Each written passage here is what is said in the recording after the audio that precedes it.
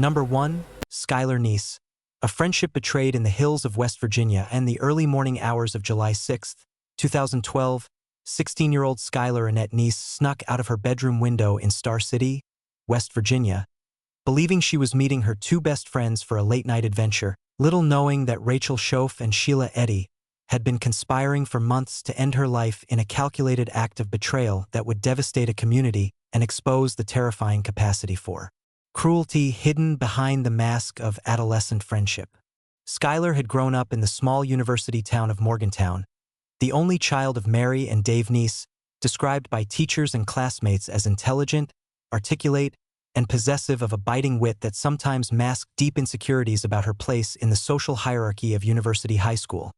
where she had formed an intense triad friendship with Rachel,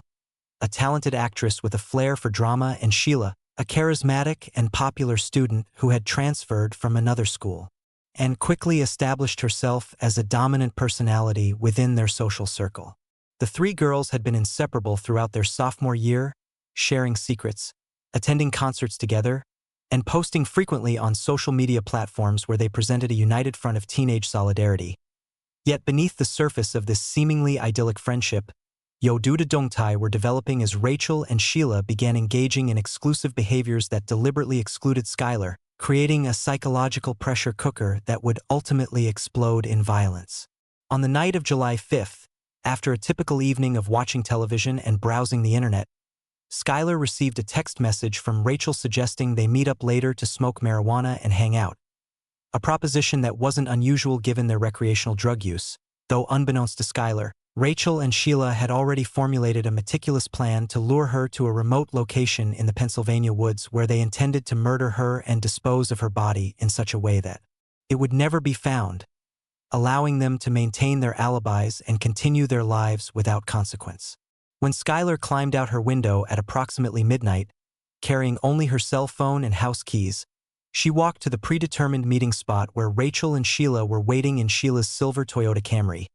the vehicle that would become the chariot of her doom as the three girls drove across state lines into Greene County, Pennsylvania,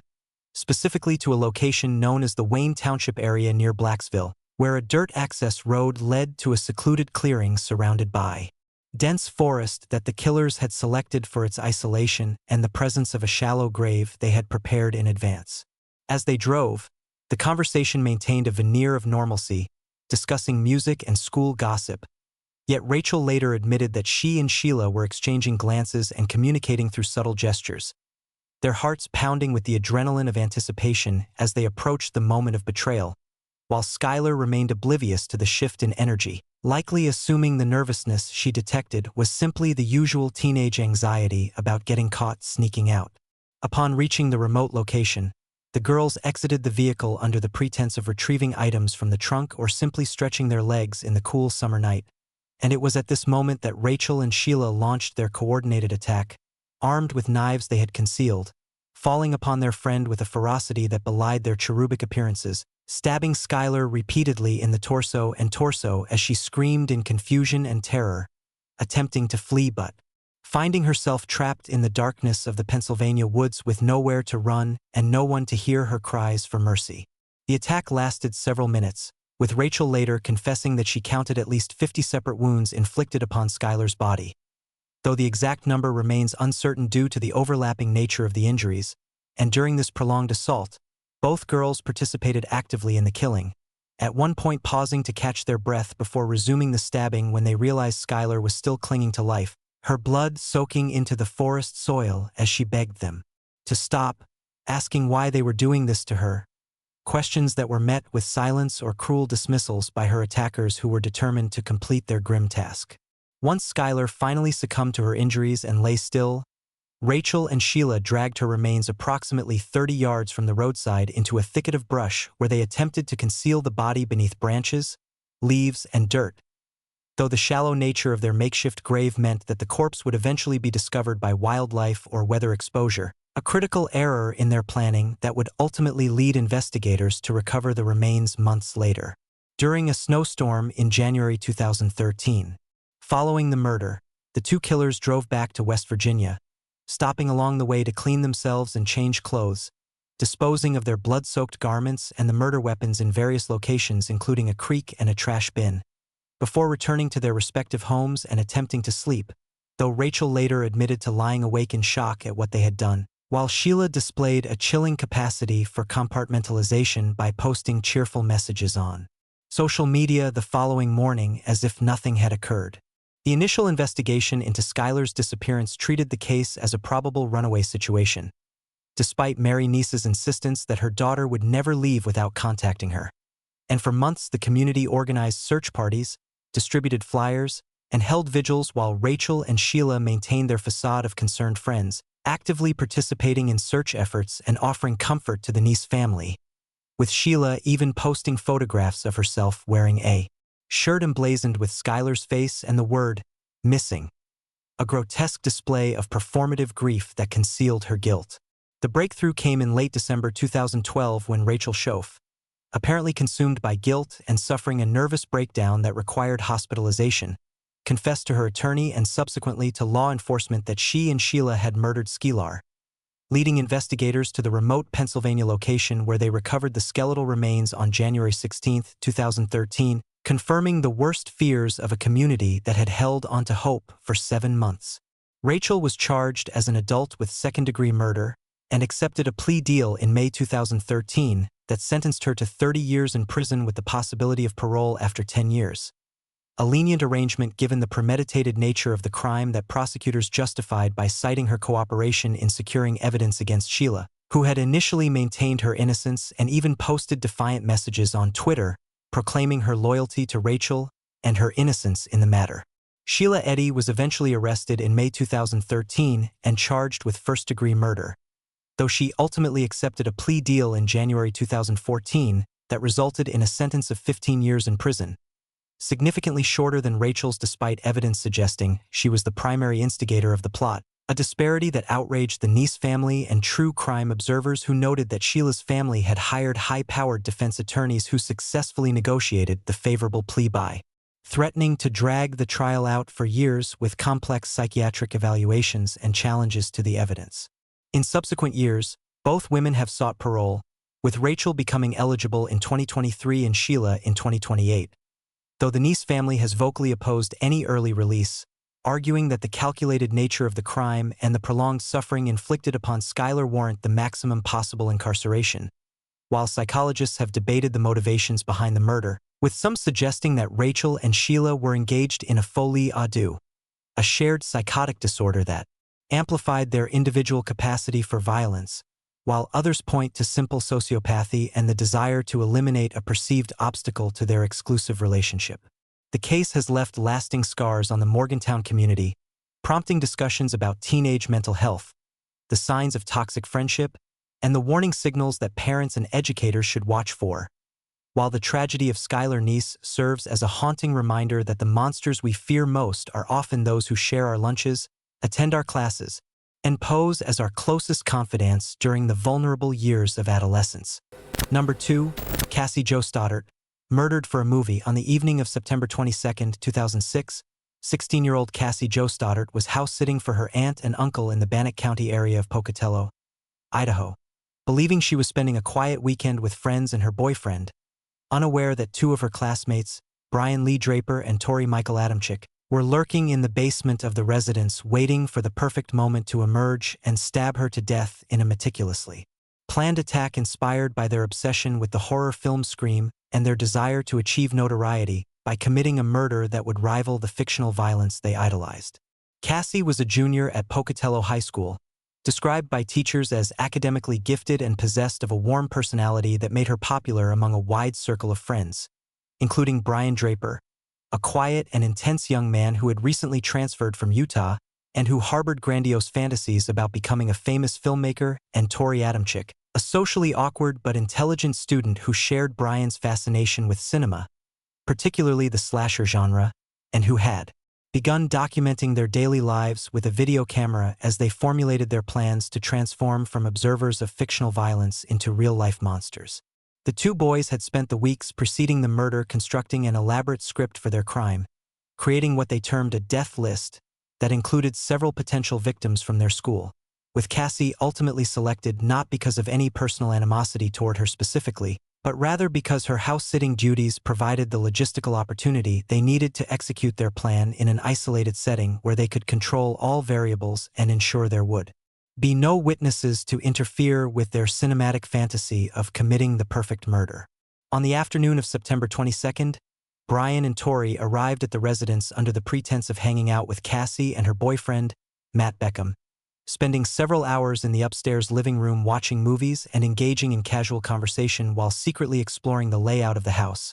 noting the locations of light switches, potential escape routes, and the basement door that would provide their hiding place, all the while recording footage on their video camera that would later serve as damning evidence of their premeditation, including segments where they explicitly discussed their plan to kill Cassie and their excitement about becoming famous killers who would be studied and remembered by future generations. As evening approached, Cassie's boyfriend departed, leaving her alone in the house, though the original plan had called for Brian and Tori to leave with him and then return later to commit the murder. However, the boys convinced Matt to allow them to stay behind, claiming they needed to finish watching a movie, and once he was gone they proceeded to execute the first phase of their plan by systematically disabling the telephone lines and cutting the power to the house by flipping the circuit breakers in the utility room, hoping that the darkness would disorient Cassie and force her to investigate the basement where they lay in wait. Cassie, noticing the lights had gone out and assuming a simple power outage, used her cell phone for illumination as she cautiously descended the basement stairs to check the electrical panel, her footsteps creaking on the wooden steps as Brian and Tori, hiding in the shadows with masks and knives, listened to her approach, their breathing shallow with anticipation as they gripped their weapons, realizing that the moment they had fantasized about for weeks was finally at hand and that there would be no turning back from the irreversible act they were about to commit. When Cassie opened the basement door and stepped into the utility room, the two boys sprang from their concealment, Brian wielding a dagger-style knife and Tori armed with a fixed-blade hunting knife, and they fell upon the terrified teenager with coordinated violence, stabbing her approximately 30 times in the chest, abdomen, back, and extremities, with Cassie attempting to defend herself and flee, but finding herself trapped in the confined space of the basement as her attackers blocked the stairway, continuing their assault with a calculated brutality that mirrored the slasher films they admired, including taunting her with references to movie tropes as she bled out on the concrete floor. Following the murder, Brian and Tori engaged in a deliberate cleanup operation, removing their blood-soaked clothing and gloves, wiping down surfaces they had touched, and attempting to stage the scene to suggest a robbery gone wrong by moving furniture and taking small electronic items, though their efforts were hampered by panic and the realization that the amount of blood spilled made complete erasure impossible, leading them to flee the residence through a basement window and run through the backyards of neighboring houses until they reached Brian's waiting vehicle, all while recording a video confession in the car where they expressed exhilaration and discussed how they felt no remorse for their actions. The discovery of Cassie's body came the following morning when her aunt and uncle returned home to find the power out and their niece lying dead in a pool of congealed blood in the basement, the telephone lines cut and signs of a struggle evident throughout the utility room, prompting an immediate homicide investigation that quickly focused on Brian and Tori due to their presence at the house the previous evening and their suspicious behavior during subsequent police interviews, including inconsistencies in their alibis and their inability to explain why they had insisted on remaining behind after Matt left. Investigators executed search warrants on both boys' homes within 48 hours of the murder, discovering the video recordings that provided a documentary trail of their planning sessions, including footage of them researching murder techniques online,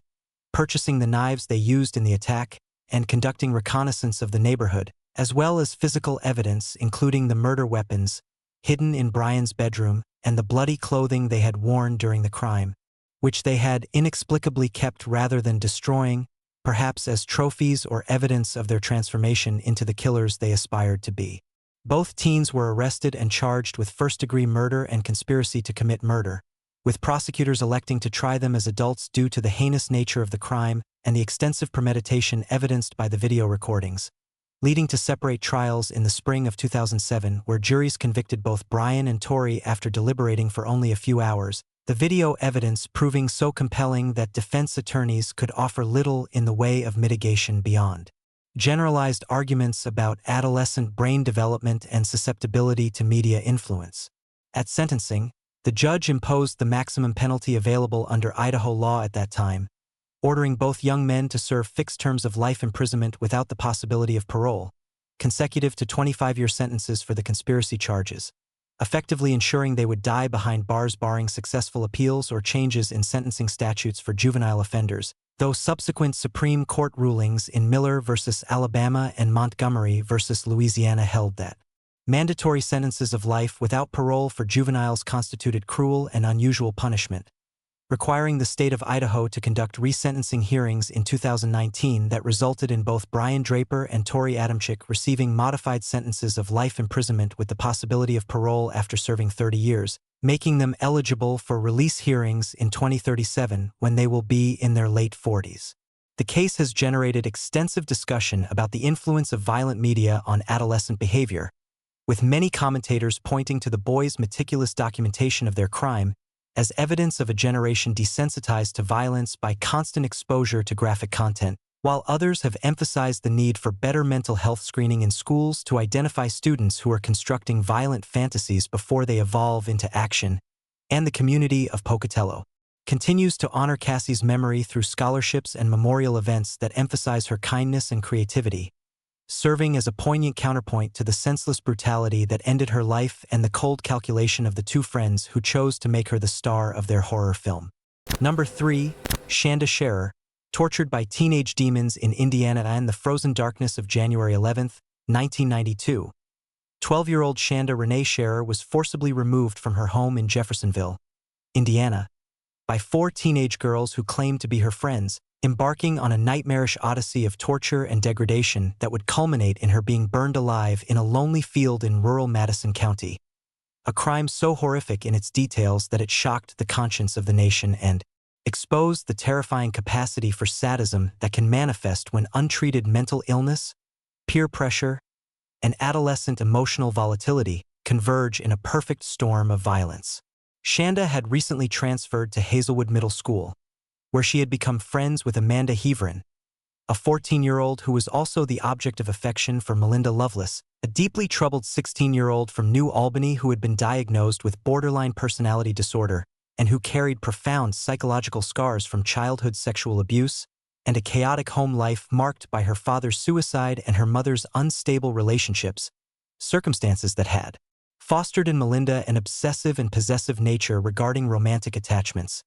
leading her to view Shanda not as a child deserving of friendship, but as a romantic rival who must be eliminated to restore Amanda's exclusive attention to her. The conspiracy to murder Shanda had been fermenting for weeks as Melinda recruited 3 accomplices from her social circle.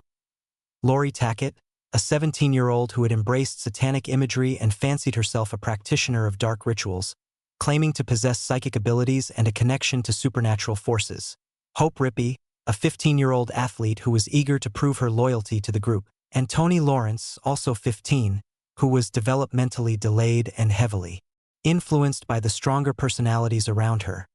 together forming a coven of cruelty that would descend upon an innocent child with the calculated intent to inflict maximum suffering. On the evening of January 10th, the 4 girls piled into Tackett's car and drove to Shanda's neighborhood,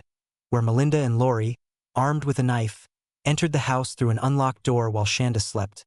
waking the terrified child and telling her that Amanda was waiting for her at a nearby location known as the Witch's Castle, a local landmark where teenagers gathered, convincing Shanda to dress quietly and come with them without alerting her sleeping parents, a deception that exploited the child's trust and desire for social connection. Once Shanda was secured in the vehicle, the true nature of the abduction revealed itself as the girls drove not to meet Amanda but rather to various remote locations throughout southern Indiana where they subjected Shanda to hours of torture that defy comprehension,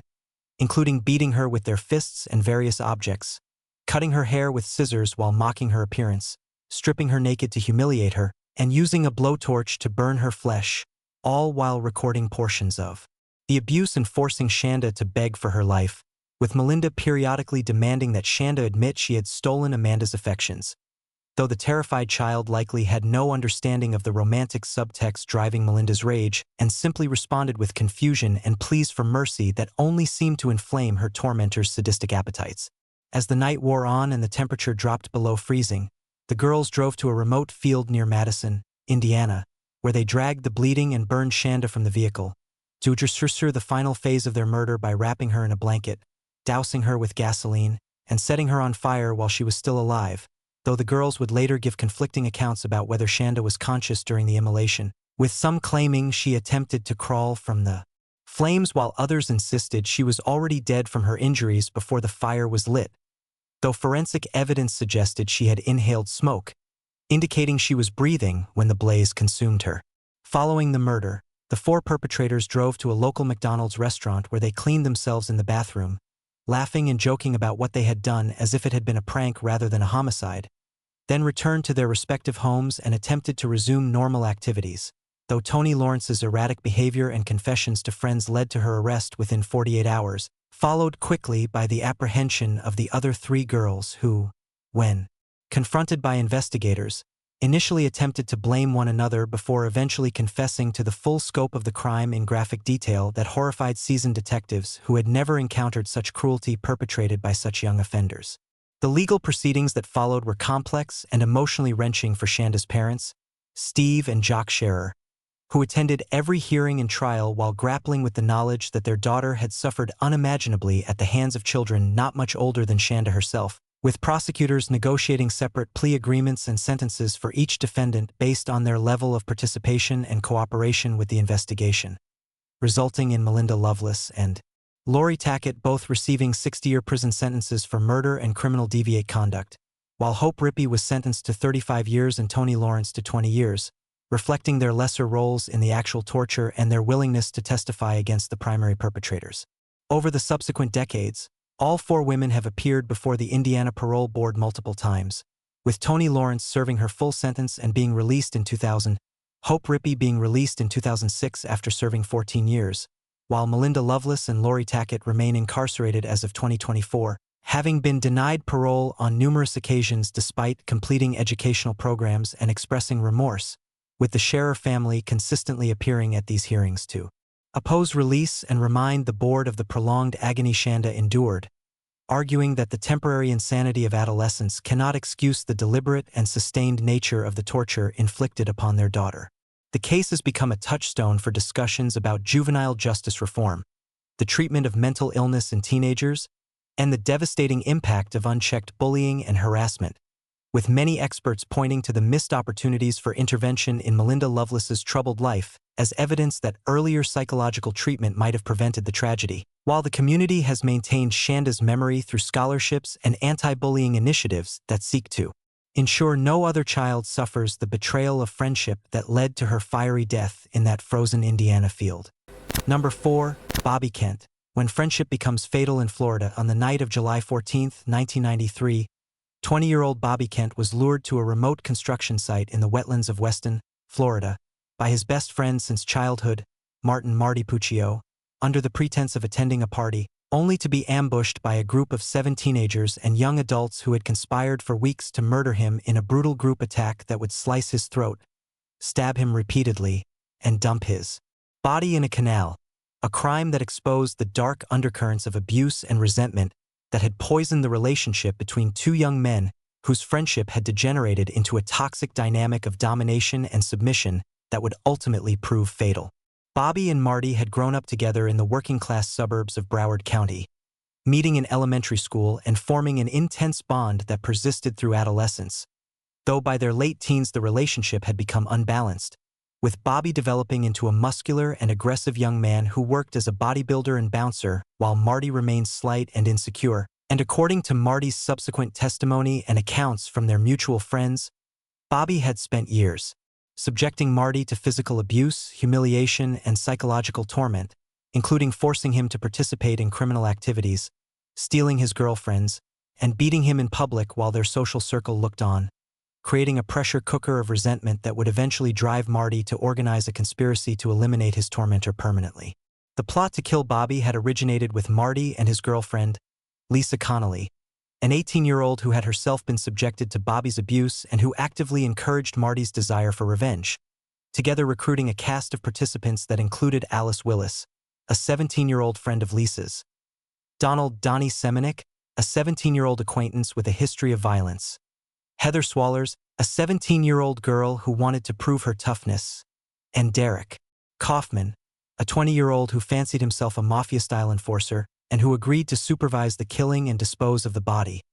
forming a makeshift execution squad that gathered at Alice's apartment on the evening of July 14th to finalize their plan and work up the courage to commit murder. The ambush was carefully orchestrated to exploit Bobby's trust in Marty, with Marty calling Bobby and inviting him to meet at a remote construction site near the Everglades where the group claimed they were going to party, and where Donnie would supposedly be able to purchase drugs, luring the victim into a situation where he would be isolated and outnumbered. Though when Bobby arrived around midnight driving his Honda CRX, he was immediately suspicious of the group assembled there and initially refused to exit his vehicle until Marty convinced him that everything was legitimate, at which point Bobby joined them near a canal where Derek Kaufman was waiting with a baseball bat and a knife. The attack began when Donnie Semenuk struck Bobby from behind with the bat, stunning him and allowing the others to swarm him, with Marty Puccio producing a knife and beginning to stab his friend in a frenzy of released rage, Alice Willis hitting him with a heavy object, and the others joining in the assault until Bobby fell to the ground bleeding profusely but still conscious and attempting to crawl toward the water for safety, at which point Derek Kaufman grabbed him by the hair, pulled his head back, and slit his throat with a hunting knife, nearly decapitating him and ensuring that Bobby Kent died in the dirt of the construction site, his blood mixing with the Florida mud as his killers stood panting over his body in the humid night air. Following the murder, the group engaged in a chaotic cleanup effort, wrapping Bobby's body in a tarp and loading it into the trunk of his own Honda, which Derek Kaufman and Donnie Semenuk then drove to a remote canal near Alligator Alley where they dumped the corpse, hoping the alligators and water would dispose of the evidence, while Marty and the others returned to Alice's apartment to shower, burn their bloodied clothing, and attempt to establish alibis by going to nightclubs and making public appearances, though their behavior in the days following the murder was erratic enough to raise suspicions among friends who knew about the conflict between Marty and Bobby. The investigation quickly focused on the group when Bobby's body was discovered floating in the canal 3 days later, with forensic evidence linking them to the scene and the vehicle, leading to a series of interrogations where the conspirators began turning on one another, with Heather Swallers and Alice Willis providing detailed confessions that implicated Marty as the ringleader and revealed the months of abuse that had motivated the killing, while Marty initially attempted to claim self-defense before eventually acknowledging his role as the primary perpetrator in a crime that he alternately characterized as necessary liberation and cold-blooded murder. The trials of the so-called bully murder participants became a media sensation in South Florida, with prosecutors emphasizing the calculated nature of the conspiracy and the gruesome manner of Bobby's death, while defense attorneys argued that the defendants were victims themselves of Bobby's years of abuse, creating a complex legal and moral dilemma about whether the killers deserved sympathy or condemnation, ultimately resulting in Martin Puccio being sentenced to death for first-degree murder, Lisa Connolly receiving life imprisonment without parole for her organizing role, Derek Kaufman receiving death for his role in the throat-slitting, and the younger participants receiving various sentences ranging from 40 years to life imprisonment depending on their level of involvement and cooperation with the prosecution. In subsequent years, appellate courts overturned the death sentences of both Puccio and Kaufman, converting them to life imprisonment, and Lisa Connolly's sentence was reduced to 22 years due to questions about her legal representation, leading to her release in 2004 after serving 11 years, while Marty Puccio remains incarcerated as of 2024, having exhausted most of his appeals and accepted that he will likely die in prison for the decision to resolve his problems with violence, rather than walking away from an abusive friendship that had consumed both his and Bobby's lives. The case has been the subject of extensive journalistic coverage, including the book Bully, a true story of high school revenge by Jim Schutze and the subsequent film adaptation directed by Larry Clark,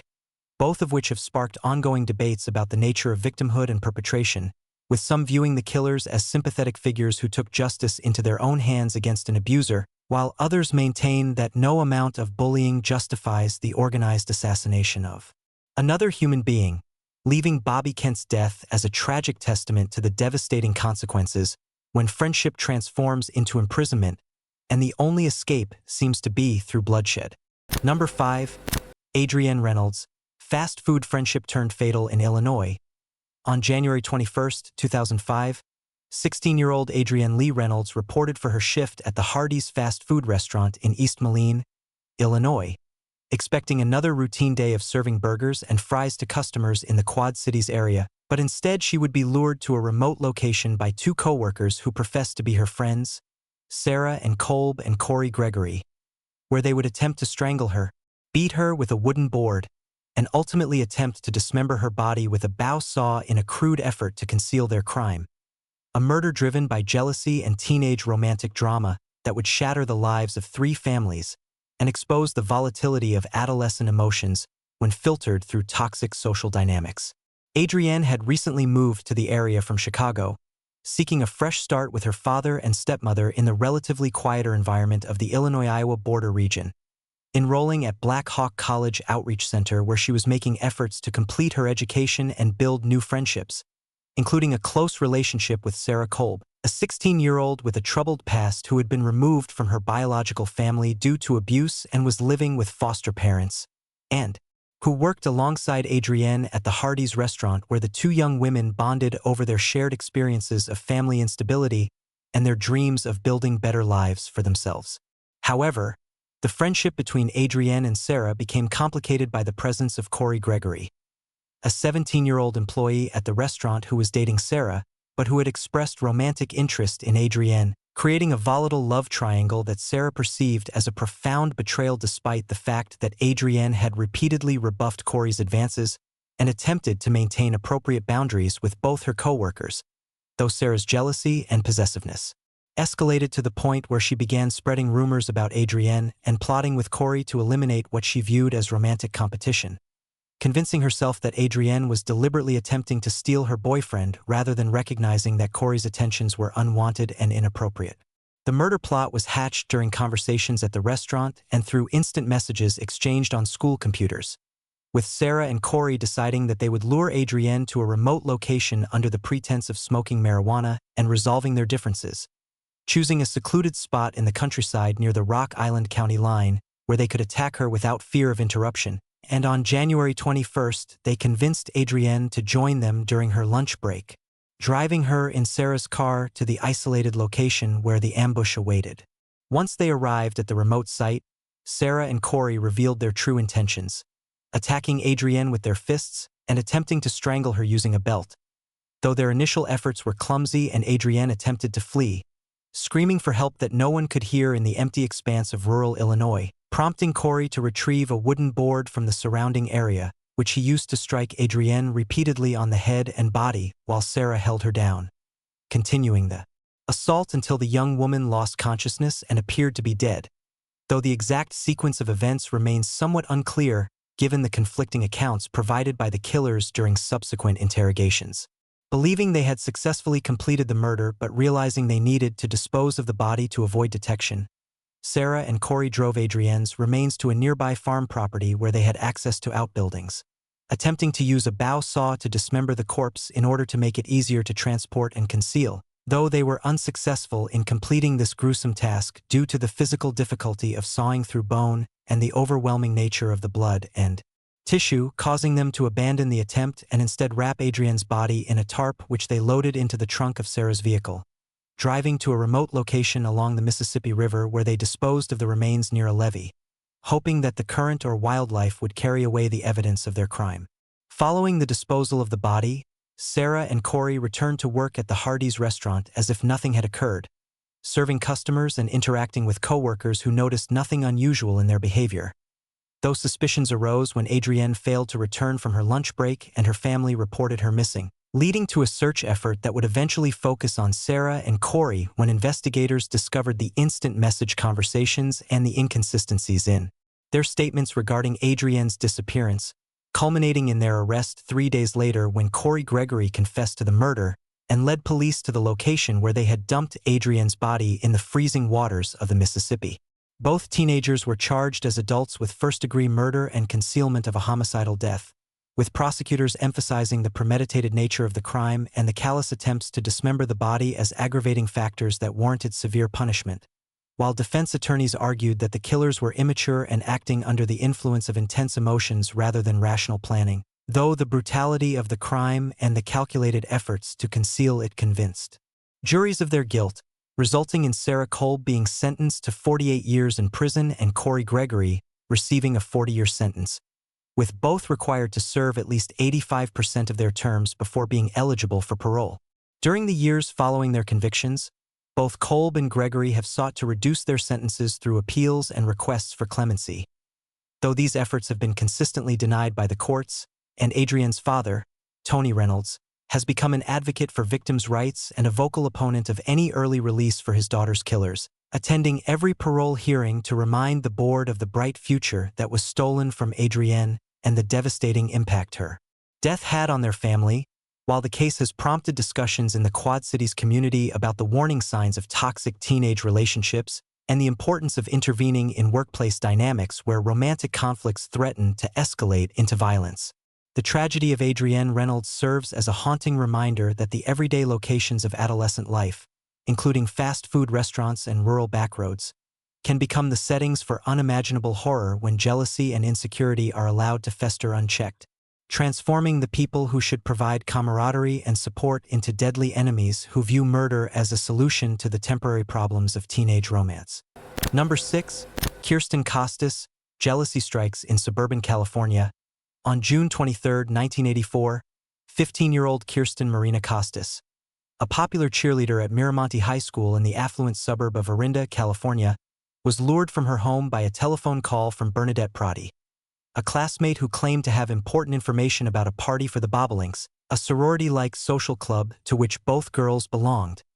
only to be driven to a secluded cul-de-sac where Bernadette attacked her with a butcher knife in a frenzied assault that would leave Kirsten bleeding to death on a neighbor's porch, a murder born not of any wrongdoing on Kirsten's part but rather from Bernadette's obsessive jealousy and desperate desire to be accepted by the popular crowd that Kirsten represented, exposing the dark underbelly of suburban privilege and the deadly consequences of adolescent social stratification. Kirsten came from a comfortable upper-middle-class family, the daughter of oil company executive Arthur Costas and his wife, Barrett, and she had established herself as a central figure in the social hierarchy of Miramonte High, known for her athletic ability, blonde beauty, and outgoing personality that made her a natural leader among her peers, while Bernadette Prati was her polar opposite in many ways, coming from a deeply religious Catholic family with less social status and possessing a shy, awkward demeanor that made her feel perpetually excluded from the elite circles she desperately wished to join, creating a psychological dynamic where Bernadette viewed Kirsten simultaneously as her ticket to popularity and as the primary obstacle to her own social acceptance. The friendship between the two girls was complicated and one-sided, with Bernadette attempting to attach herself to Kirsten's social circle through the bobolinks and various school activities, though Kirsten reportedly found Bernadette's efforts to ingratiate herself to be annoying and occasionally mocking, leading to incidents where she excluded Bernadette from gatherings or made dismissive comments about her clothing and social awkwardness, behaviors that were typical of teenage cruelty but which Bernadette internalized as profound personal rejections, fueling a resentment that would metastasize into homicidal rage, as she became convinced that Kirsten was deliberately sabotaging her social life and spreading rumors that were preventing her from achieving the popularity she believed she deserved. On the evening of June 23, following weeks of obsessive rumination about her social standing and growing anger toward Kirsten, Bernadette devised a plan to lure her rival to a location where she could confront her about the alleged rumors and, if necessary, eliminate her as an obstacle, using the pretext of a surprise initiation into the bobolinks to convince Kirsten to leave her home without informing her parents of her destination, driving her family's station wagon to the Costas residence where she successfully persuaded Kirsten to accompany her, claiming they needed to drive to a nearby location where other club members were waiting to conduct a secret ceremony to welcome Kirsten into a leadership position within the organization. Kirsten, though initially reluctant to leave the house, was convinced by Bernadette's urgent manner and the appeal to her social ambitions, accompanying her to the vehicle without altering her parents, and the two girls drove through the winding streets of Orinda until Bernadette stopped at a secluded cul-de-sac on Baywanglu Tilda Drive, a location selected for its isolation and the presence of thick shrubbery that would conceal them from neighboring houses, at which point Bernadette attempted to produce a bottle of alcohol she claimed was part of the initiation ritual, though Kirsten quickly realized that no other club members were present and became annoyed and suspicious, demanding to know what was happening and making dismissive comments about Bernadette that triggered the irrevocable eruption of violence that had been building within the troubled teenager. Armed with a butcher knife she had taken from her family's kitchen, Bernadette launched herself at Kirsten, stabbing her repeatedly in the chest, back, and arms as the two struggled inside the vehicle and then spilled out onto the pavement, with Kirsten attempting to flee while screaming for help and bleeding profusely from multiple wounds, managing to run to the front porch of a nearby residence where she pounded on the door begging for assistance. Though by the time the homeowner responded to the disturbance, Kirsten had collapsed from blood loss and Bernadette had fled the scene in her vehicle,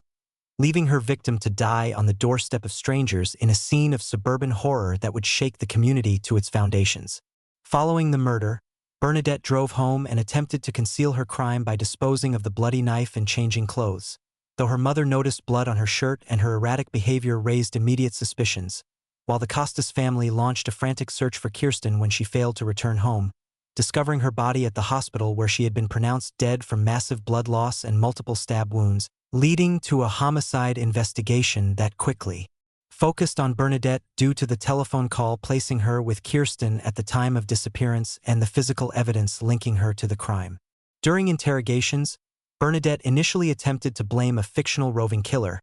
claiming that she and Kirsten had been attacked by a random assailant, though the inconsistencies in her story and the discovery of the murder weapon led to her confession, during which she claimed she had not intended to kill Kirsten but rather only wanted to scare her into admitting she had spread rumors, though the extent of the injuries and the choice of weapon suggested a more deliberate intent that belied her claims of a crime of passion, leading prosecutors to charge her as an adult with second-degree murder despite her youth and lack of prior criminal history. At trial, the defense emphasized Bernadette's psychological immaturity, her diagnosis of mild mental retardation or learning disabilities, and the emotional instability that had led her to overreact to perceived social slights, arguing that she lacked the capacity for premeditation required for first-degree murder, while the prosecution highlighted the calculated nature of the lure and the multiple stab wounds as evidence of murderous intent, resulting in a conviction for voluntary manslaughter rather than murder, with the judge sentencing Bernadette to a maximum term of 9 years in prison, of which she served 7 before being paroled in 1992 at the age of 23. Following her release, Bernadette Prati changed her name and relocated to another state, attempting to build a new life while the Costas family remained in Orinda, forever marked by the loss of their vibrant daughter and the knowledge that she died because of another teenager's obsession with popularity and acceptance, with the case serving as the basis for the 1994 television movie, A Friend to Die For, also known as Death of a Cheerleader, starring Tori Spelling and Kelly Martin, which brought the story to national attention and sparked conversations about the pressure cooker environment of suburban high schools where social hierarchies can breed deadly envy. While the community of Orinda established scholarships in Kirsten's name and worked to implement anti-bullying programs designed to prevent the kind of social exclusion that fueled Bernadette's rage, though the tragedy remains a stark reminder that the desperate need for acceptance can transform ordinary teenagers into killers capable of extinguishing the brightest lights in their communities over the trivial slights of adolescent social politics. Number 7. Missy Avila. When envy drowns friendship in Los Angeles. On October 1, 1985, 17-year-old Michelle Missy Avila drove to the San Fernando Valley neighborhood of Arleta, California, to meet with 2 friends she had known for years, Karen Severson and Laura Doyle, believing they were going to reconcile after a period of estrangement and conflict, but instead she was driven to a remote area of Big Tahunga Canyon, where the 3 girls engaged in a physical altercation that ended, with Missy being held underwater in a creek until she drowned. Her death staged to look like an accident by 2 envious friends who resented her beauty, her popularity with boys, and the self-confidence that had allowed Missy to break away from their toxic friendship in the months preceding her murder, creating a case that would take investigators years to solve and would expose the deadly consequences of allowing possessive friendship to mutate into obsessive hatred. Missy had grown up in the San Fernando Valley, the daughter of Irene and Michael Avila, and by her junior year at San Fernando High School she had developed into a striking young woman with dark hair and an outgoing personality that attracted attention from male classmates, including a boy named Randy, who had previously dated Karen Severson, creating the initial friction that would eventually lead to violence, as Karen became consumed with jealousy over Missy's relationship with her ex-boyfriend and began conspiring with Laura Doyle, who shared Karen's resentment of Missy's increasing social status and independence, to eliminate their former friend whom they viewed as having betrayed their clique by pursuing relationships and activities outside their control. The relationship between the three girls had been intense and volatile throughout their high school years, with Karen and Laura attempting to maintain a possessive grip on Missy's social life, dictating whom she could date and where she could go, behaviors that Missy had increasingly resisted in the months leading up to her death, leading to arguments and threats that culminated in a decision by Karen and Laura to kill Missy in such a way that it would appear accidental, allowing them to grieve publicly while privately eliminating the person they blamed for their own insecurities and romantic failures. On the afternoon of October 1st, Karen and Laura convinced Missy to join them for a drive to discuss their differences and potentially repair the damaged friendship, luring her to Laura's car under the pretense of a girls' day out that would involve talking and possibly smoking marijuana in a scenic location. And Missy, hoping to restore peace and valuing the history she shared with the two girls, agreed to accompany them, telling her mother she would be back by dinner and leaving behind the final image her family would have of her alive as she walked to the vehicle with a smile and a wave, completely unaware that she was entering a trap from which she would never return. The drive took them to Big Tahunga Canyon, a rugged area in the Angeles National Forest where the creek ran cold and fast, and upon arriving at a secluded spot near a bridge, the three girls exited the vehicle and began walking along the water, initially talking about their friendship and the issues that had driven them apart, though the conversation quickly turned hostile as Karen and Laura began accusing Missy of being a slut and a bad friend, attacking her character and her relationships, with boys in a verbal assault that escalated into physical violence when Karen grabbed Missy by the hair and threw her to the ground, with Laura joining the attack by holding Missy down while Karen produced a wooden plank and struck her repeatedly on the head and body. The assault continued with Karen and Laura dragging the dazed and bleeding Missy to the creek, where they forced her head underwater, holding her beneath the surface despite her struggles and the bubbles rising from her mouth, maintaining their grip until she stopped moving and drowned in the shallow water, after which they retrieved her body and attempted to stage the scene to suggest an accidental fall by positioning her in the water near some rocks and leaving the scene, driving back to the valley where they began establishing their alibis and preparing to act as concerned friends when the inevitable discovery was made. Missy's body was found 3 days later by hikers who noticed her partially submerged remains in the creek, with the initial investigation treating the death as a possible accident or suicide given the remote location and the lack of immediate signs of foul play, though an autopsy revealed the multiple blunt force injuries to her head and the signs of strangulation and drowning that indicated homicide, leading detectives to interview Karen and Laura, who claimed they had dropped Missy off near the canyon and had no knowledge of her subsequent fate, a story that seemed plausible enough initially that the case began to go cold despite the suspicions of Missy's family, who insisted that the two girls knew more than they were telling. The breakthrough came in 1988 when Karen Severson, apparently consumed by guilt or seeking attention, began writing letters to Missy's mother Irene in which she provided details about the murder that only the killer would know, including the specific location and the manner of death, though she stopped short of confessing directly, instead tormenting the grieving mother with hints and suggestions that Missy had suffered greatly, behavior that was so disturbing that Irene turned the letters over to investigators who reopened the case with renewed focus on Karen and Laura, conducting new interviews and polygraph examinations that eventually broke down their alibis and led to confessions from both girls regarding their roles in the murder. Both Karen Severson and Laura Doyle were arrested in 1988 and charged with second-degree murder, with the prosecution presenting evidence of the letters, the forensic inconsistencies with their original statements, and the testimony of witnesses who recalled the tensions between the three girls, while the defense argued that the death had resulted from a fight that got out of hand rather than premeditated murder,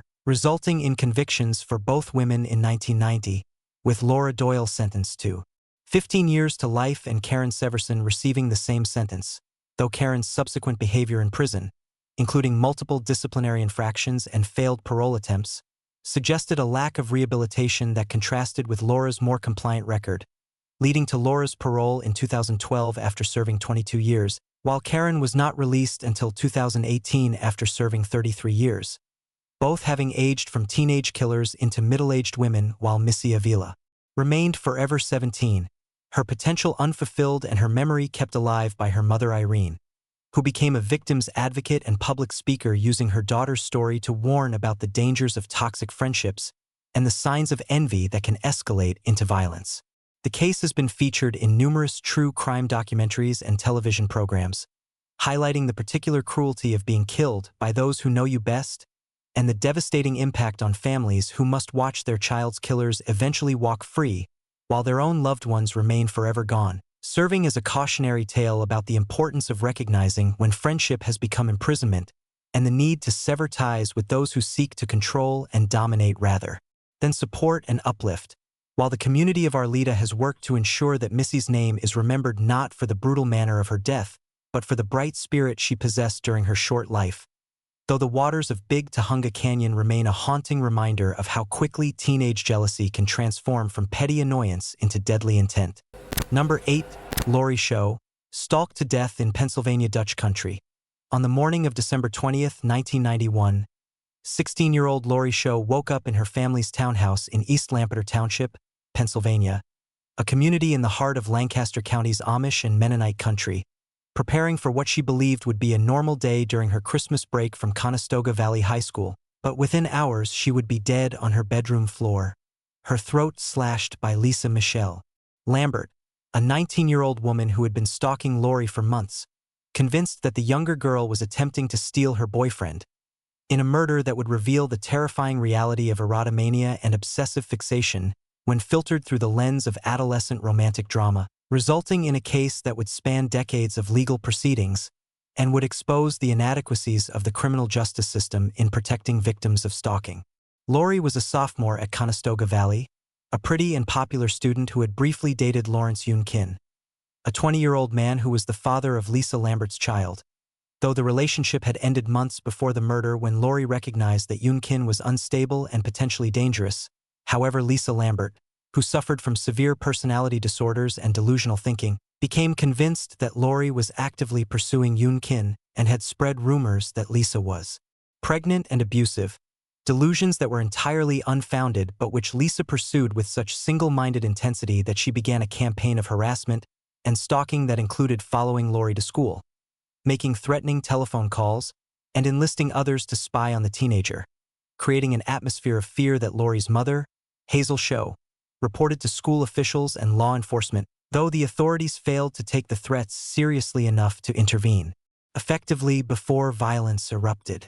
The murder plot took shape over several weeks as Lisa Lambert convinced herself that she needed to eliminate Lorie to prevent her from testifying in court about an alleged rape that Lisa claimed Lorie had fabricated. Though no such charges existed and the rape accusation was part of Lambert's delusional fixation, and she recruited 2 accomplices to help carry out the killing. Lawrence Yoon Kin himself, who agreed to drive Lisa to the Show residence and serve as lookout despite his claims later that he did not believe Lisa would actually go through with the violence, and Tabitha Buck, a 17-year-old acquaintance who was present during the actual murder and who would later provide the key testimony that would convict Lisa, forming a trio of perpetrators who converged on the Show home on that December morning with the specific intent to end Lorie's life. The plan involved Lisa and Tabitha approaching the Show residence while Lawrence waited in the car, with Lisa knocking on the door and claiming she needed to speak with Lorie about returning some of Yoonkin's belongings. A ruse that Hazel Show fell for despite her reservations, allowing the 2 young women into the house where they asked Lorie to come upstairs to her bedroom to retrieve the items, and once they were alone in the room with the door closed, Lisa Lambert produced a hunting knife and attacked Lorie with savage intensity, stabbing her repeatedly in the chest and face while Tabitha held the struggling victim down, continuing the assault until Lorie's throat was slashed and she lay dying on her bedroom carpet as her mother, hearing the commotion, rushed upstairs only to be met by Lisa and Tabitha pushing past her to flee the scene, leaving Hazel to discover her daughter's mutilated body and dying in her arms in a scene of domestic horror that would haunt the family forever. The initial investigation quickly focused on Lisa Lambert due to the history of harassment and the obvious motive, leading to the arrest of all 3 perpetrators within days of the murder, with Lawrence Yoon Kin accepting a plea deal to testify against Lisa in exchange for a reduced sentence for hindering apprehension, and Tabitha Buck also agreeing to cooperate with prosecutors to avoid the death penalty, leaving Lisa Lambert as the primary defendant facing first-degree murder charges in a trial that would dominate the local news and would hinge on questions of mental competency and the extent of Lisa's culpability given her documented history of psychiatric instability. Despite defense efforts to portray Lisa as suffering from battered woman syndrome or severe mental illness that diminished her capacity for intent, the prosecution presented overwhelming evidence of the months of planning, the recruitment of accomplices, and the brutal nature of the attack, resulting in a conviction for first-degree murder and a sentence of life imprisonment without the possibility of parole, while Lawrence Yun Kin served 4 years for his role as accessory, and Tabitha Buck received a sentence of life imprisonment without parole for her direct participation in the homicide, though both would have their sentences modified in subsequent years due to changes in juvenile sentencing laws and appellate decisions that affected Buck's status as a minor at the time of the crime. The case became a focal point for advocates working to strengthen anti-stalking laws in Pennsylvania, with Hazel Show becoming a vocal activist for victims' rights and working to ensure that law enforcement takes threats seriously before they escalate to violence, while the legal aftermath of Lisa Lambert's convictions continued for over 2 decades as she filed numerous appeals claiming innocence and alleging that Tabitha Buck was the actual killer, efforts that were consistently rejected by courts but which prolonged the family's suffering and required them to repeatedly relive the trauma of Lorie's murder through hearing after hearing, until Lambert was finally transferred to a different prison and the appeals largely ceased, though she remains incarcerated as of 2024, having spent more than half her life behind bars for a crime born of obsession and delusion. The community of Lancaster County has maintained Lorie's memory through scholarships and educational programs about stalking awareness, while the case serves as a stark reminder that the picturesque settings of rural America provide no protection against the insidious dangers of stalking and that teenage romance, when twisted by mental illness and possessive rage, can result in violence that destroys multiple lives, leaving Hazel Show to spend her remaining years ensuring that her daughter's death was not in vain by teaching others to recognize the warning signs of fixation and to take action before the object of obsession becomes the victim of murder. Number 9. Jessica Holtmeyer. A hanging in the Pennsylvania woods on the evening of June 27, 1997, 15-year-old Kimberly Dots joined a group of teenagers in the woods near her home in Confluence, a small borough in Somerset County, Pennsylvania, believing she was participating in a social gathering with friends that might include drinking and partying, but instead she found herself the victim of a brutal attack led by 16-year-old Jessica Holtmeyer,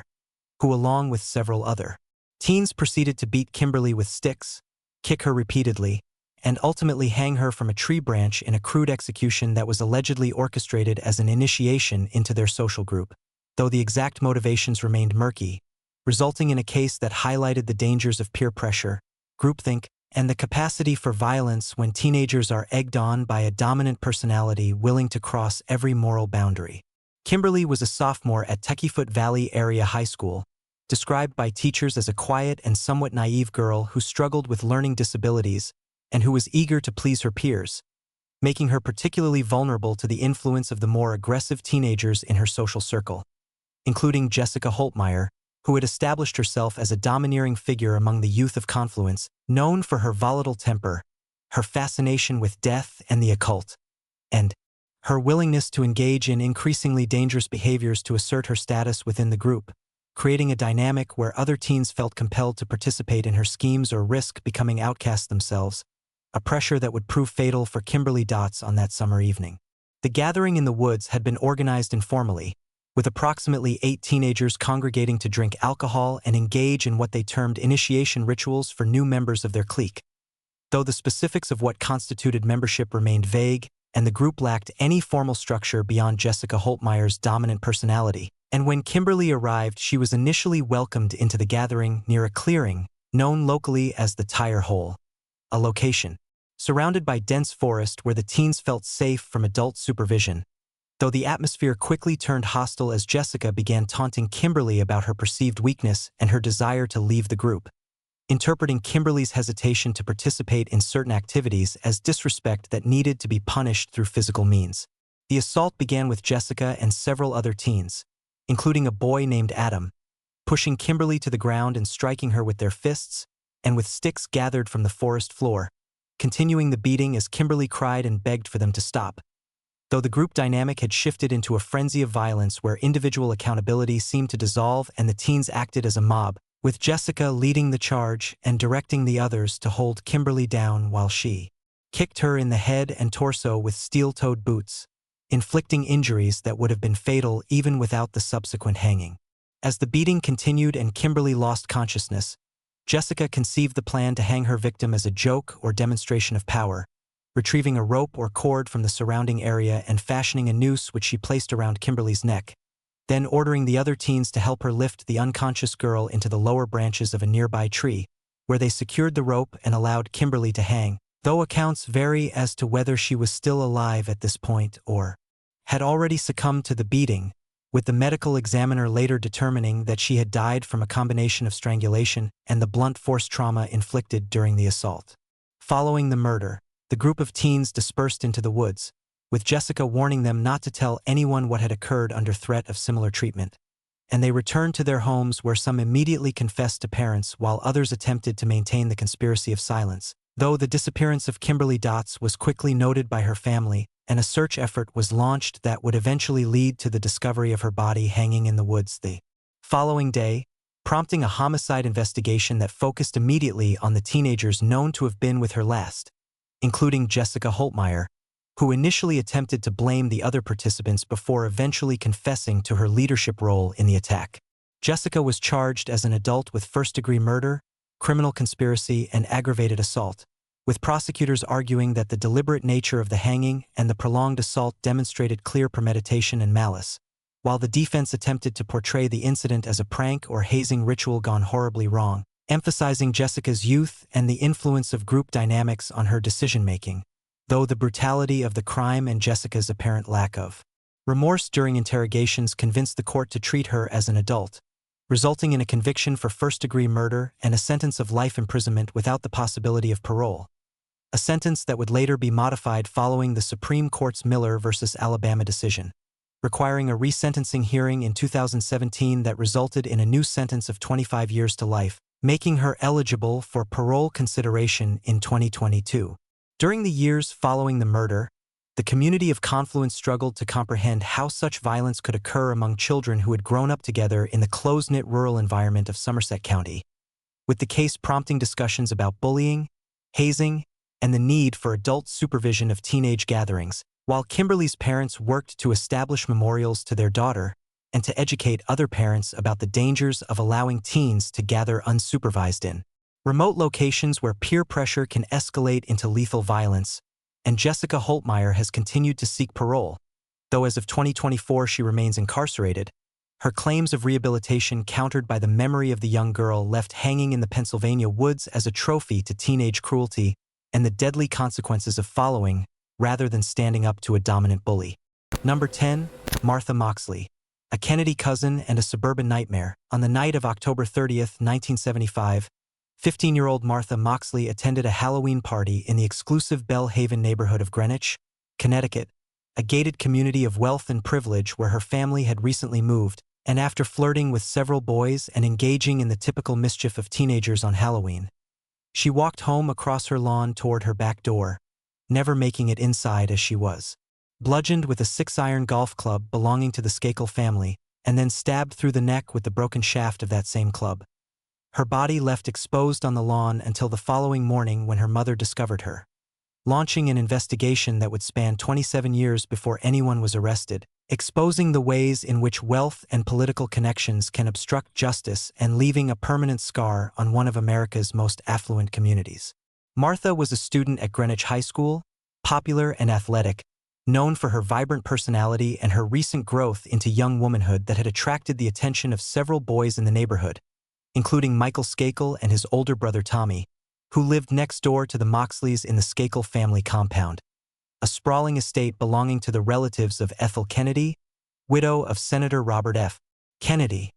making the Skakels one of the most prominent families in the area and ensuring that any investigation touching them would be fraught with complications and pressures that would ultimately delay justice for decades. On the evening of the murder, Martha had attended a party at the home of a neighbor where she had interacted with several teenagers, including both Skakel brothers, with testimony later suggesting that she had engaged in some flirtatious behavior with Tommy Skakel and had possibly accompanied him to his car for a brief intimate encounter before returning to the party, though the exact details of her final hours remained murky due to the passage of time and the alcohol consumed by the teenage witnesses, though what is certain is that she left the party around 9:30 in the evening, intending to walk the short distance to her own home, carrying her shoes in her hand as she crossed the damp grass of her lawn in the darkness of the Halloween night. The attack occurred near a large pine tree on the Moxley property, where Martha was struck from behind or the side with such force that the golf club's skull cracked. And when the club broke from the violence of the blow, the assailant used the jagged shaft to stab her through the neck, penetrating her larynx and ensuring her death in a manner that suggested both rage and panic, leaving her body partially hidden beneath the boughs of the pine tree where her mother, searching for her the following morning after realizing Martha had never come inside the night before, would discover the horrific scene and collapse in grief, setting off a homicide investigation that immediately recognized the savage nature of the crime and the likelihood that the killer was someone Martha knew, given the intimate nature of the attack and the location so close to her home. The initial investigation immediately focused on the Skakel family due to their proximity to the crime scene and the discovery that the murder weapon, a Tony Penna 6-iron with the names Algurin Skakel engraved upon it, had belonged to the Skakel children's late mother, though the family retained powerful attorneys from the beginning who limited the scope of police questioning and ensured that the investigation proceeded slowly, with Tommy Skakel providing changing alibis about his whereabouts and Michael Skakel, then 15, claiming he had been watching television and then masturbating in a tree near the crime scene,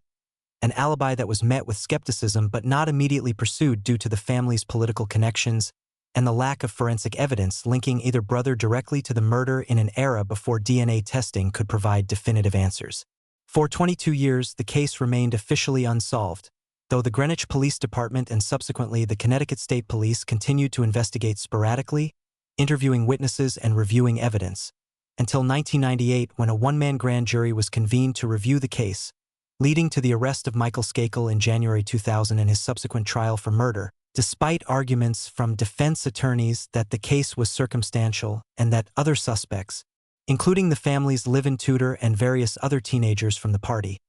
had never been fully eliminated as potential killers, though prosecutors presented evidence of Michael's changing stories, his alleged confessions to classmates at a rehabilitation school he attended in the 1980s, and forensic evidence linking hairs found at the scene to the Skakel family, resulting in a conviction for murder in June 2002 and a sentence of 20 years to life in prison. Michael Skakel spent 11 years incarcerated, maintaining his innocence and pursuing appeals that eventually reached the Connecticut Supreme Court, which in 2013 granted him a new trial based on ineffective assistance of counsel,